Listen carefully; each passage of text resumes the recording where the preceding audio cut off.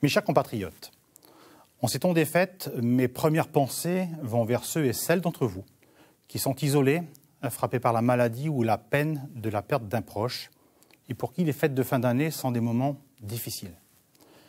L'année 2022 s'achève dans un contexte de crise mondiale qui touche de plein fouet notre archipel. La lourdeur du contexte psychosocial, l'inflation galopante, de loin supérieure à celle de l'Hexagone, une vie chère qui asphyxie beaucoup d'entre vous, l'explosion du fioul domestique que le gouvernement refuse de bloquer. Plus que jamais, les mots solidarité, compassion et entraide doivent retrouver du sens entre nous.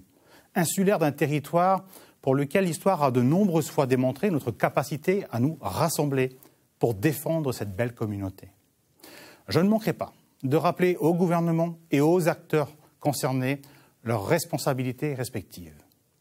En 2023, j'entamerai les derniers mois de mon mandat de sénateur de Saint-Pierre-et-Miquelon et de président de la délégation sénatoriale aux Outre-mer que le président Gérard Larcher et mes collègues m'ont confié. Vous pourrez toutes et tous, bien évidemment, compter sur mon engagement à votre service et à chaque fois que vous me solliciterez. En octobre 2023 sera le moment que j'ai choisi pour tourner le chapitre de 17 ans de mon engagement politique au service de Saint-Pierre-et-Miquelon. L'engagement politique est une tâche difficile, encore plus de nos jours, mais je garderai un souvenir très fort de cette expérience humaine pour laquelle je remercie du fond du cœur toutes celles et tous ceux d'entre vous qui m'ont fait confiance. Je crois qu'il n'y a rien de pire pour notre démocratie que des élus qui s'accrochent à des mandats comme par peur de ne plus exister ou pour de mauvaises raisons. Et je persiste à penser qu'être utile à l'archipel se joue aussi bien dans la sphère politique, économique, sociale, culturelle ou associative, pour peu qu'on y mette les bonnes intentions. L'avenir de ce territoire est entre nos mains à toutes et tous.